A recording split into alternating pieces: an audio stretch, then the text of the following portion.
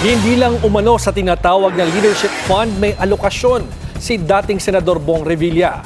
Batay sa salaysay ni dating DPWH Secretary Manuel Bonoan, nagsingit pa siya ng higit 7 billion pesos na proyekto sa 2025 budget. Narito ang exclusive Agenda Weekend Report ni Joash Manimban. Aabot umano sa halos 7.4 billion pesos ang presyo ng mga proyektong ipinasok ni former Senator Bong Revilla sa 2025 General Appropriations Act. Ayon yan sa judicial affidavit ni former DPWH Secretary Manuel Bonoan sa Sandigan Bayan. Ayon kay Bonoan, nakatala umano ang listahan ng mga nasabing proyekto sa report na ginawa ng opisina ni late DPWH Undersecretary for Planning Service Maria Catalina Cabral. Ang opisina din anya ni Cabral ang may kustodiya ng budget insertions list na ito. Bukod pa raw yan sa bilyong pisong Senate Leadership Fund na inavail ni Revilla para sa National Expenditure Program o NEP projects niya.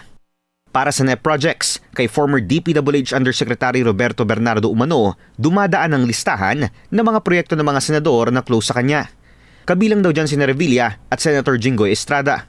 Ani Bonoan, lahat ng incumbent senators noong 2024 nagpasok ng bagong mga proyekto para sa 2025 GAA.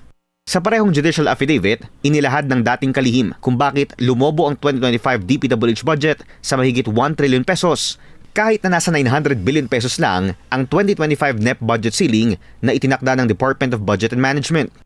Ani Bonoan, lumobo ang budget dahil sa aniyay inclusion of congressional activities. Ito raw yung mga bagong project items na bigla na lang lumabas sa GAA kahit na hindi kasama sa NEP. Una nang pinabulaanan ng mga senador ang umano'y pagkakaroon ng tinatawag na Leadership Fund at ang insertion ng mga proyekto na hindi dumaan sa tamang proseso.